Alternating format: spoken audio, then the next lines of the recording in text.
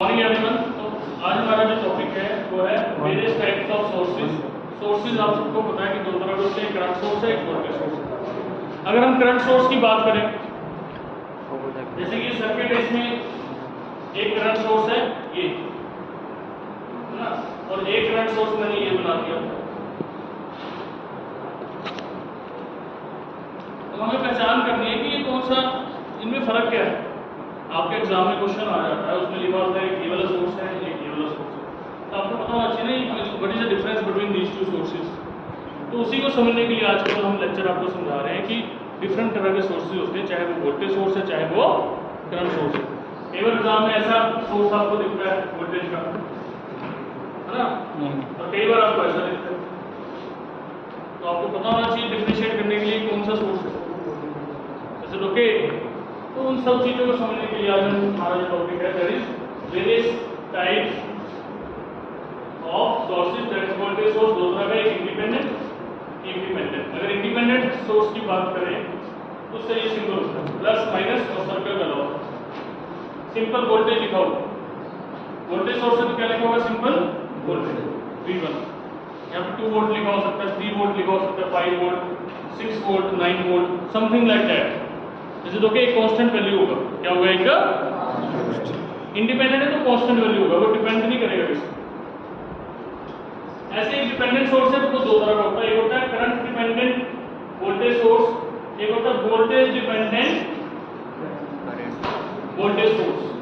ठीक, जैसे कि मैंने डायग्राम बनाया प्लस माइनस, ओके, यहाँ लिखा मैंने V is equal to alpha I1। Alpha constant है, I1 उसी सर्किट में कहीं ना कहीं करंट फ्लो कर रहा होगा, जैसे ओके।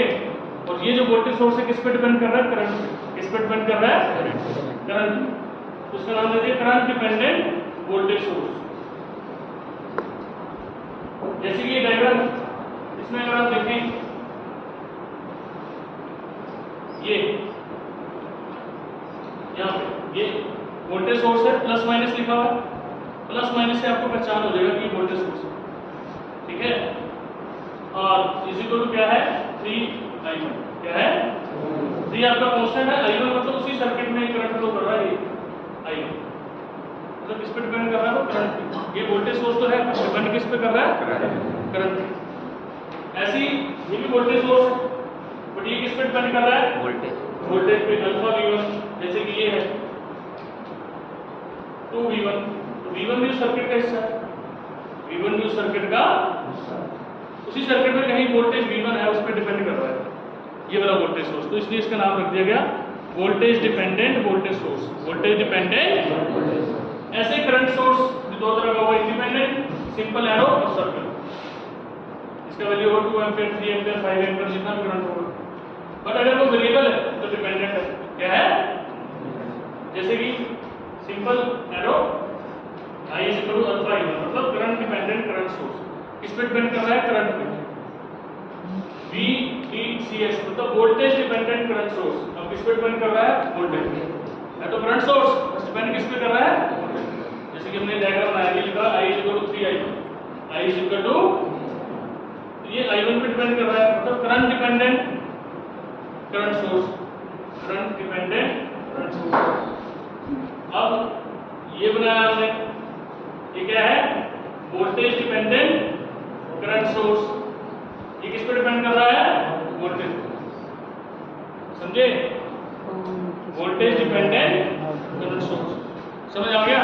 तो इस तरह से आपको पहले पहचान होनी चाहिए कि करंट जो सोर्सेज हमें गिवन है एक डायग्राम के अंदर, एक न्यूमेरिकल के अंदर, वो कैसा हो, वोल्टेज पे डिपेंड कर रहा है, करंट पे डिपेंड कर रहा है, जैसे ओके और नॉट।